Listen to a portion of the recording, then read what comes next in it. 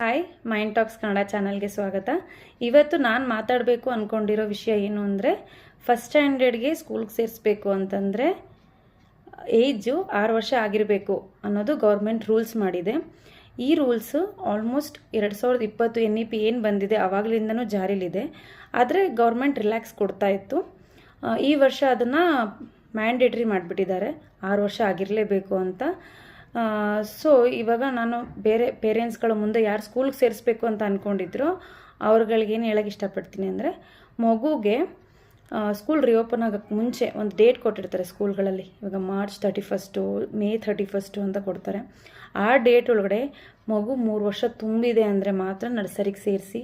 ಆವಾಗ ಮಗು ಕರೆಕ್ಟಾಗಿ ಫಸ್ಟ್ ಸ್ಟ್ಯಾಂಡರ್ಡ್ಗೆ ಸೇರಿಸುವಾಗ ಅವ್ರಿಗೆ 6 ವರ್ಷ ಆಗುತ್ತೆ. ಸೊ ದೊಡ್ಡವರಾದಮೇಲೆ ಪ್ರಾಬ್ಲಮ್ ಅನುಭವಿಸೋದಕ್ಕಿಂತ ನಾವು ಸೇರಿಸುವಾಗಲೇ ಪ್ರಾಪರ್ ಏಜ್ ಲಿಮಿಟ್ ನೋಡಿ ಸೇರಿಸಿದ್ರೆ ನಮಗೂ ಪ್ರಾಬ್ಲಮ್ ಇರಲ್ಲ, ಮಗುಗೂ ಪ್ರಾಬ್ಲಮ್ ಇರಲ್ಲ ಅನ್ನೋದು ನಮ್ಮ ಅಭಿಪ್ರಾಯ. ಈ ವಿಷಯದ ಬಗ್ಗೆ ನಿಮ್ಮೇನಾದರೂ ಶೇರ್ ಮಾಡ್ಕೊಬೇಕು ಅಂತಂದರೆ ಕಮೆಂಟ್ ಬಾಕ್ಸಲ್ಲಿ ತಿಳಿಸಿ.